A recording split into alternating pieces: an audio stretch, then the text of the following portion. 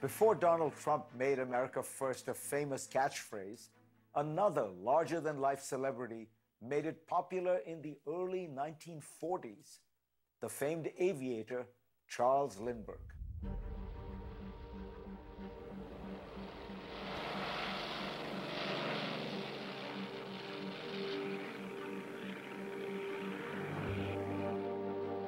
After piloting the first solo non-stop flight across the Atlantic, the greatest stunt of all, Charles Lindbergh was an international sensation. the most idolized man in the world. For Time magazine's first ever Man of the Year in 1928, he was the natural choice. He parlayed his fame into politics, becoming the spokesman for the largest anti-war organization in U.S. history, the America First Committee. It included people from all walks of life, from the architect Frank Lloyd Wright to Walt Disney. America First was the embodiment, the manifestation of this isolationist sentiment, and it was hugely important and popular. It was 1941, and World War II was raging.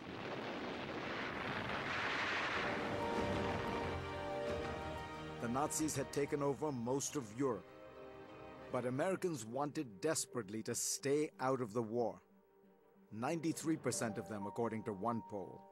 The America First Committee grew to 800,000 members, and Charles Lindbergh was its champion. We cannot win this war for England. That is why the America First Committee has been formed.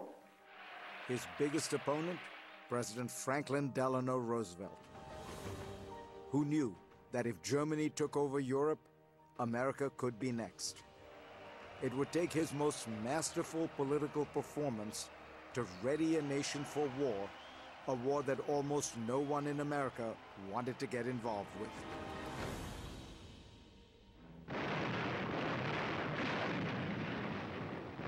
After the First World War and over 100,000 dead Americans, the United States had returned to its isolationist roots with a vengeance. There was this sense that we should be Fortress America.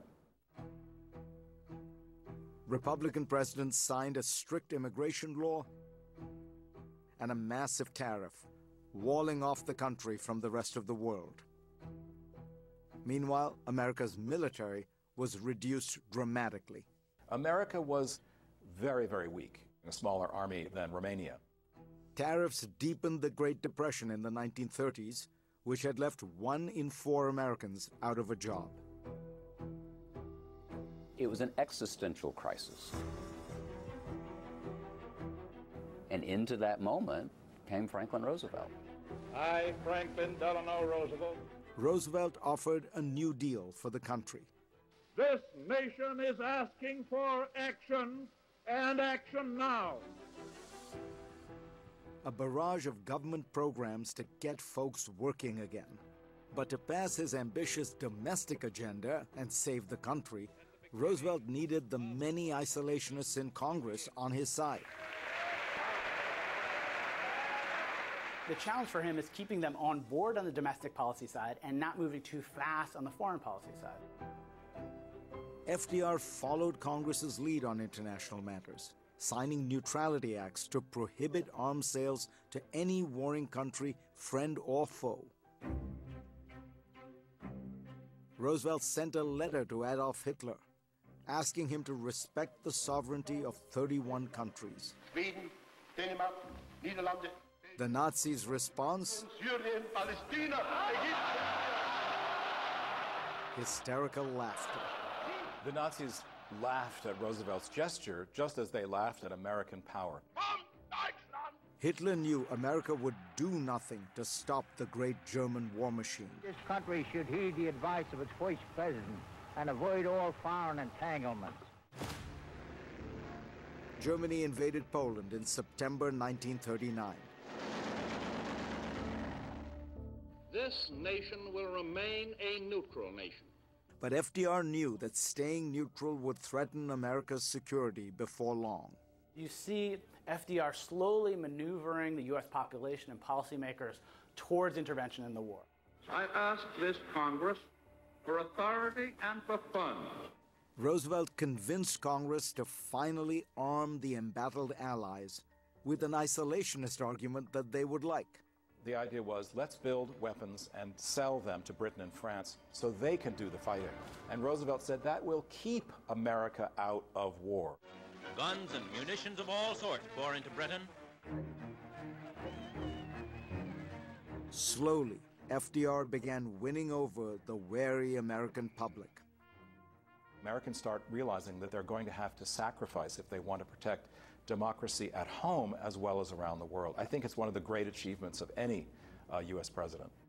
But at the time, many accused FDR of warmongering and even demanded his impeachment. The struggle between interventionists in the late 1930s and isolationists dwarfed the divisions in the country during the Vietnam era.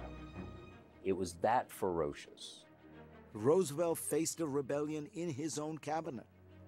His Secretary of War, Harry Woodring, was a committed pacifist who ignored direct orders from the president that he thought could drag the United States into war. In June 1940, Allied forces were routed at Dunkirk. Germany was rolling into Paris. Next on Hitler's list was London. Roosevelt ordered bombers for a desperate Britain, but Woodring refused. FDR couldn't have an isolationist pacifist as your Secretary of War. Woodring lost his job, but not his cause. He walked out of the White House and joined Charles Lindbergh's America First Committee. The committee would be remembered for the anti-Semites in its ranks. But its support ran well beyond just bigots. Gerald Ford, the poet Robert Frost, and the future Supreme Court Justice Potter Stewart were all associated with the group. Isolationism was so popular that it even threatened FDR's re-election in 1940, requiring a somewhat misleading campaign promise. Your boys are not going to be sent into any foreign war. He had to know that wasn't true, but he knew he had to get reelected, so he went ahead and said that. FDR won the election, but around 80% of Americans still remained opposed to entering the war. All of that would change in a single day. December 7th, 1941, a date which will live in infamy.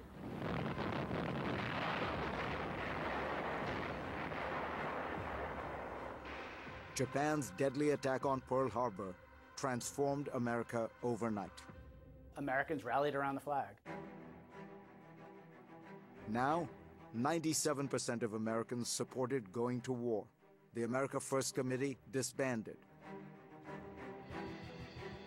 Isolationism in America was dead.